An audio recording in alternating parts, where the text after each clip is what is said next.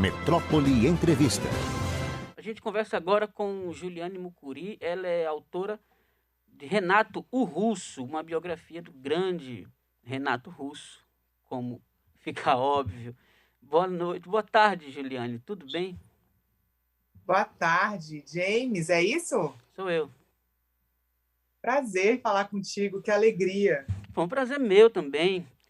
Vamos começar falando de Renato. Hoje são 25 anos da morte de Renato.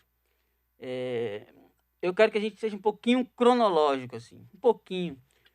Como é que surge o Renato Russo? Eu queria saber assim dessa. Renato Manfredini Júnior, né, o nome de batismo. O nome artístico, esse Russo, já que o título da sua biografia é Renato o Russo. O Russo vem de onde? O Russo vem de uma construção do imaginário do Renato Manfredini Júnior, que é esse garoto super imaginativo, que quando está acamado, lá pelos 15, 16 anos, escreveu um livro lançado pela Companhia das Letras, que se chama The 42nd Street Band, em que ele imagina uma banda chamada The 42nd Street Band, com um vocalista chamado Eric Russell. O que já demonstra para a gente que o Renato gostava desse codinome, né? E aí ele elege para ser essa persona que ele vai exercer quando ele fica famoso, Renato Russo. Ele lia Bertrand Russell também, ele gostava muito de literatura russa, então o nome vem daí. Sim, que maravilha. Agora, você traz mais uma biografia de Renato. Renato é um artista realmente com estatura para ter muitas. O Brasil ainda tem, inclusive, uma bibliografia pobre para a riqueza da nossa música popular, especialmente. Mas existem já outras biografias, né? Acho que do Arthur da Pieve e do Carlos Macedo, se não me engano. O que é que o seu trabalho traz de diferente? E você consultou esses trabalhos anteriores na construção do seu, Juliane? Total, né? Porque, na verdade, eu uso a biografia do Renato a serviço das letras de canção. O meu livro, ele fala das letras que o Renato escreveu. Eu procurei trabalhar as de autoria exclusiva dele. O que é isso? São as letras que só tem Renato Russo, né? Registrado. Para contar, James, uma história desse cara, né? Quem foi o Renato Manfredini Júnior? Então, tem toda uma contextualização. Eu falo da década de 1980, aqui em Brasília, particularmente, que era uma ilha de 20 anos de idade, né? Era uma cidade recém-construída, do Renato, onde ele migra para cá com a família, que vem trabalhar no funcionalismo público dessa cidade que está se construindo, conhece esses outros garotos, filhos de diplomatas e filhos de funcionários públicos, e começa uma cena rock and roll em Brasília. E eles queriam ser punks. Tem muita gente que fala, né? Pô, mas eles são punks de boutique.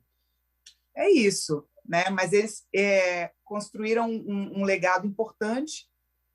No meu livro, eu uso o Carlos Marcelo e o Arthur da Pieve, sim, para contar essa história, mas o meu enfoque é a gente saber qual é a mensagem que o Renato Russo, que é essa criação do Renato Manfredini Júnior, quis deixar. Uhum. E você é doutora em literatura. Há uma discussão eterna em relação à letra de música, a relação de letrista com poeta, né? Há uma discussão que nunca se resolve em torno disso. Os sambistas se chamam de poeta, né? Hoje seria aniversário do grande poeta Cartola, que, no entanto, era letrista. Os sambistas do Morro sempre se chamam de poetas, com razão. E no caso do Renato, você se propôs essa questão, se o Renato era poeta ou não? Como é que você chega nessa questão específica? A história começa com uma pergunta que me foi feita aqui em Brasília, no lançamento do livro do Carlos Marcelo. Renato é poeta? E você foi no coração da questão. Porque, assim, por exemplo, trabalhar Cartola é fácil, porque o Cartola ele é extremamente poético em tudo que ele faz, e o samba por si só, que segue ali depois, nessa coisa da bossa nova também, com Vinícius de Moraes, são, são estilos musicais mais consolidados e respeitados no espaço acadêmico, por exemplo, que o rock. Então é como se a gente estivesse falando, está falando de punk rock, está falando de rock and roll, está falando de música para ser consumida, música efêmera, está falando de banda de juventude, de garotada, né? Então esse preconceito eu tive que derrubar também. E a terminologia é um problema, porque eu não podia academicamente chamar o Renato de poeta, não. Então eu recorri ao Luiz Tati para ficar numa zona de segurança, até porque ele cunha um termo que é cancionista, que é aquele sujeito que é poeta, letrista, que compõe também a parte musical, que é a melodia da música. E o Renato ainda tem dois fatores muito legais, que ele é intérprete e performer, né? Ele não ia para o palco para ficar sossegado, ele colocava isso no corpo mesmo, né? Com essa estética dele daquela dança conexa e tudo que ele tinha, mas foi um grande desafio. Outra terminologia que eu estou gostando muito, que eu estou vendo em estudos recentes, inclusive um estudo da Cristininha Fuscaldo, recente, é cantautor. Aquele que canta e escreve, para a gente já brincar numa outra terminologia também, sabe? Para não ter briga de terreno aí. Esse termo é muito bom, inclusive toca numa questão que antes da nossa entrevista eu tinha levantado, porque o Renato é autor de grandes sucessos, os discos do Legião não são só um caso de prestígio, mas um caso de sucesso popular e de músicas que são clássicos já, eternos, hits, né? De grande penetração radiofônica e tudo isso. E ao mesmo tempo elas não têm tantas versões, ou as versões que ganharam não são tão marcantes. Ou seja, elas têm muito mais força com a presença dele, com a assinatura dele também na interpretação e na performance, como você destacou. Eu queria saber a sua opinião, assim, a que você acha que se deve o fato de que, como no caso também de um Raul Seixas, por exemplo, essas músicas se demonstram muito, quase que indissociáveis da figura dos seus autores ou do seu autor, no caso do Renato Russo. James, é isso, ele era extremamente icônico e ele tinha esse caráter messiânico nas coisas dele, né? O Renato, quando fazia shows, e é uma coisa muito específica da Legião Urbana, eles faziam shows solo, sem falar de Rock in Rio e outros espaços, para plateias de 30 a 50 mil pessoas. É uma coisa para a gente pensar dentro do cenário em que essa banda estava fazendo os concertos. A gente está falando de 82 até o início da década de 90, porque depois o Renato para de fazer apresentações ao vivo. A gente está falando de um sujeito muito icônico, com um timbre vocal muito peculiar. Ele tinha uma extensão de grave a agudo que é muito específica do Renato. Chamou ele de Jerry Adriani do rock, né? Pela coincidência dos timbres, assim, mas nem o Jerry Adriani chega no que o Renato fazia e vice-versa.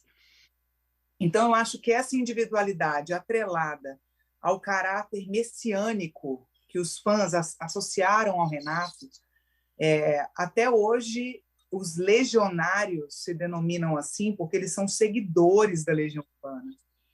Então, a gente está falando de 25 anos depois, porque a banda acaba logo ali, né? O Dado solta uma nota há 25 anos, dizendo que dali em diante não existia mais Legião Urbana. Então, ele e o Bonfá fazem essa quebra, né? Só que a gente viu coisas, por exemplo, com Wagner Moura acontecendo em especiais da MTV, em que você não precisa, na verdade, nem o André, que entrou na turnê da Legião Urbana, não é muito quem está ali, porque os fãs presentes nessas apresentações cantam todas as letras do início ao fim. Então, fica meio que quem tiver ali vai atender um propósito, sabe aquilo? Uhum. Porque é insubstituível. Não tem como a gente colocar alguém ali no lugar que vá representar o que ele foi. E acho que nem essa é a questão do Dado nem do Bonfá, quando eles fazem apresentações. Agora, no seu trabalho de análise das letras, que eu imagino que tem uma análise assim exegética, mas também tem uma análise de fatos históricos ou de situações que podem ter inspirado a construção de cada uma delas. Tem alguma que você quer contar pra gente? Assim, tem alguma história que, ou talvez, que até você mesma pode ter surpreendido, uma descoberta assim, interessante sobre uma dessas músicas? Quando eu isolei as 29 letras de autoria exclusiva do Renato, aconteceram coisas muito interessantes, né? Primeiro, chegar nesse número, que é muito cabalístico, né? Uma coisa muito mística você chegar em 29, já que ele tem uma canção que é 29. E dessas 29, a gente está falando de canções como Geração Coca-Cola, Eduardo e Mônica, Faroeste Caboclo, que ele escreveu quando tinha 19 anos, porque ele ouviu a Hurricane do Bob Dylan e falou: eu quero fazer a minha versão dessa canção. Eu vou contar a história de um anti-herói que é esse sujeito que é uma vítima do arcabouço social em que ele vive, né? Afinal, ele só queria falar com o presidente sobre essa gente que só faz sofrer, né? A saga do João de Santo Cristo.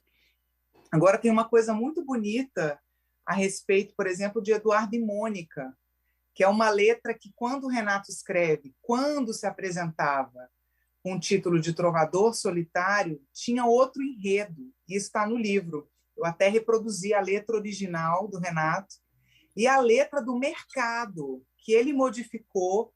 A letra de Eduardo e Mônica, como a gente conhece hoje, não é a letra que o Renato escreveu. E eu achei interessante isso, já que você perguntou, porque havia uma tentativa de humanizar profundamente tanto Eduardo como a Mônica como pessoas comuns aqui de Brasília, né? Na versão original, eles alugavam uma casa e construíam uma casa, e depois ele muda isso. A versão vira uma outra coisa, em que o Eduardo também muda um pouco a sua versão final. Então, no livro eu conto todas essas histórias que estão por trás dessas letras, né? Por exemplo, tinha uma letra do Renato, 1977, que ela foi bipartida, porque quando ele briga com o Fê Lemos, que foi para o Capital Inicial, o Fê levou as letras. E aí a gente tem aquela canção do Capital Inicial incrível, que Veraneio Vascaína, que é uma canção que eles executavam juntos antes de brigar, né? Antes de ter a celeuma que ele rompeu para sempre com o Fê. Então, essas histórias de bastidor vão constituindo também a importância que tinha para o Renato, como Índios, contar essa história do outsider, né? Daquele que não está nos letreiros, né? Uma canção também de autoria exclusiva dele que eu analiso, que é Fábrica, que fala da realidade do trabalhador da fábrica, né? Como é massiva, cruel e repetitiva e cansativa e ninguém liga. Então, o que eu fui percebendo é que o Renato se preocupava com esse sujeito também beatnik, assim, nesse espírito do punk rock que ele representou. Os personagens do Renato são os personagens às avessas, para contar uma história de uma outra, sobre um outro olhar, uma outra perspectiva que não era dele. Isso torna tudo mais interessante também, a capacidade dele de criar sujeitos diferentes do sujeito original que ele era, né? Oi, Juliane, boa noite. Daniele falando aqui agora. Oi, Dani. Olá. De uns tempos para cá, no ambiente digital e até nas rodas de conversa, criou-se uma narrativa, uma moda, na verdade, de não gostar de Legião Urbana, assim, algo como Romero Brito, sabe, que é moda falar que não gosta e que lembra rodinha de violão, etc. E hoje eu li, inclusive, uma coluna do UOL falando sobre os 25 anos de morte de Renato Russo e falava que nos anos 80, 84, com a dança, Renato já tinha propostas antimachistas e a gente sabe posicionamentos dele, né, de criminalização da homofobia há anos atrás. Então, era um cara realmente à frente do seu tempo e necessário. Você que se propôs a analisar letras dele, como é que você enxerga esse movimento? Primeiro, você percebe de fato esse movimento e como é que você vê isso? Total. Nossa, eu acho que você me fez uma pergunta que ninguém fez até agora e ela é uma das mais poderosas que a gente tem em torno desse sujeito que o Renato é.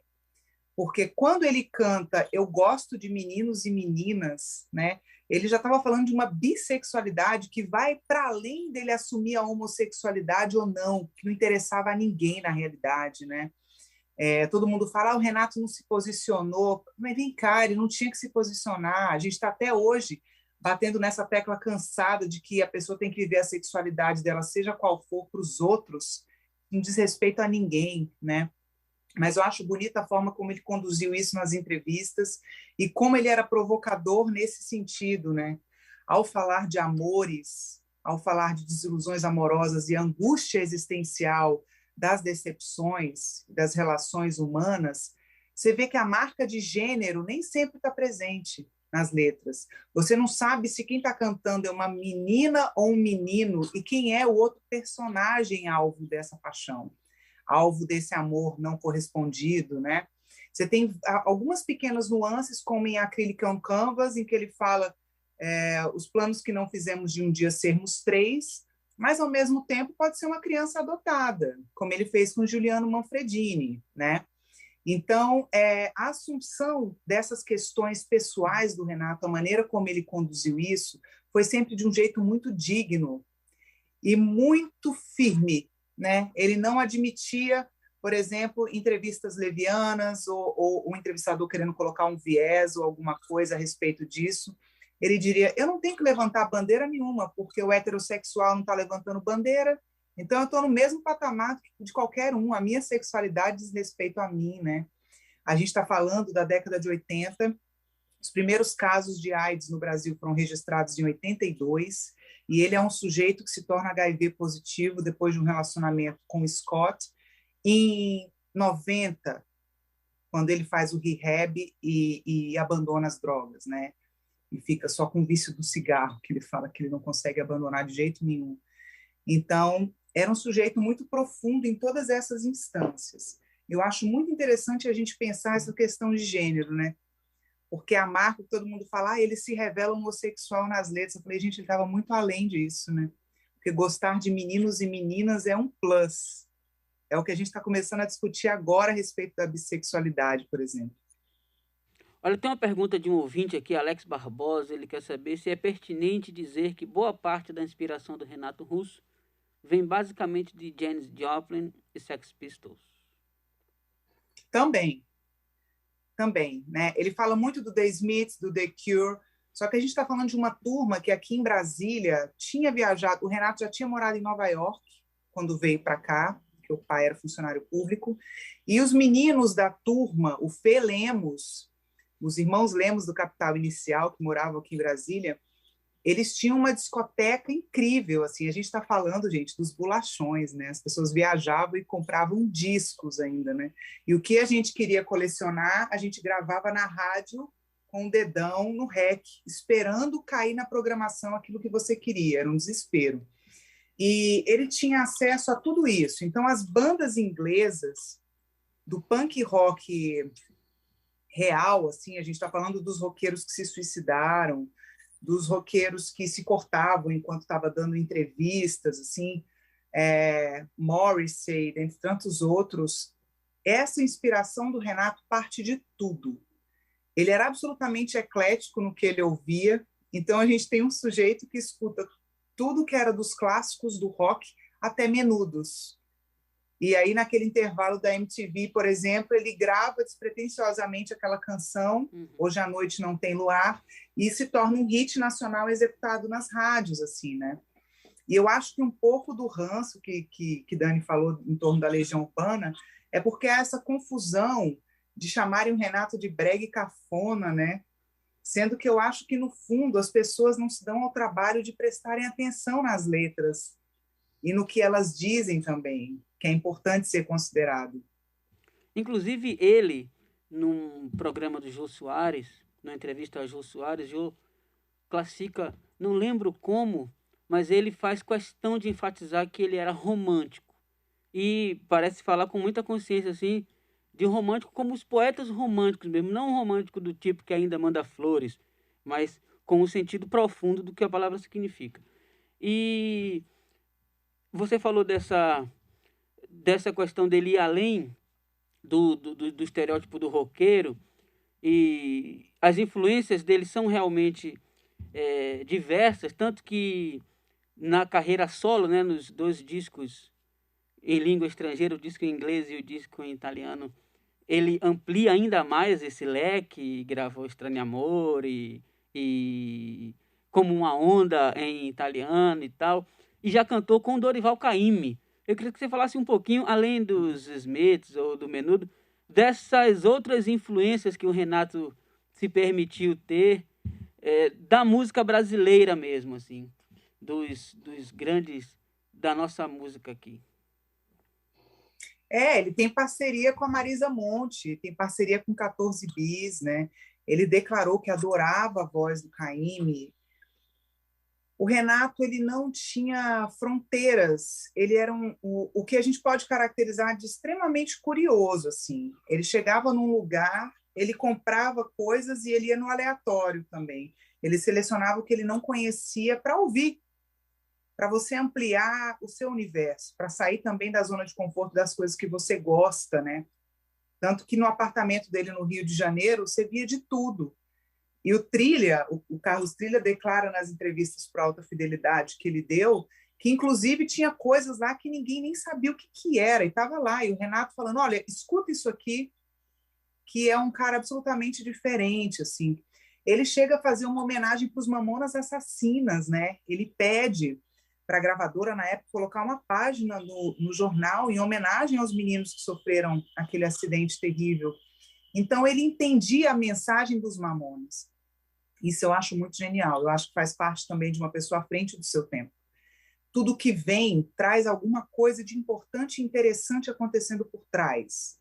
Então, se os Mamonas conquistaram o espaço que conquistaram, é porque o país estava precisando muito daquele riso, estava precisando muito daquele escárnio público que eles faziam, porque era isso que o Mamonas representava, né? Essa festa. E a gente pensar, Renato, em todas essas instâncias é muito rico, porque só enriquece aquilo que você falou, são referências surpreendentes, assim, de coisas que ele gostava. Ele lia desde Fernando Sabino a Carlos Drummond de Andrade, e, ao mesmo tempo, quando ele grava esses álbuns que você lembrou aí, ele usa Laura Pausini, né? Ele apresentou Laura Pausini para os brasileiros, assim.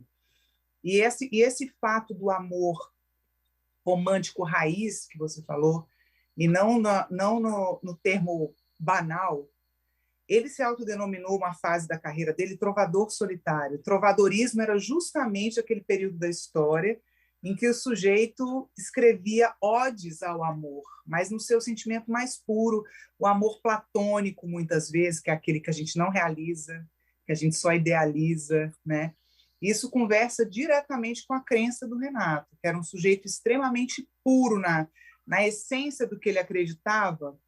Eu falaria até na utopia que ele tinha a respeito da humanidade, conversa muito com isso que você falou. Um verdadeiro romântico no sentido da pureza da palavra. Tá aí, Juliane, esse papo tá ótimo, mas infelizmente a gente tem que tocar Ave Maria daqui a 1 minuto. Então eu quero te agradecer pela conversa, desejar sucesso e pedir que você diga às pessoas onde encontrar o seu livro nas melhores casas do ramo.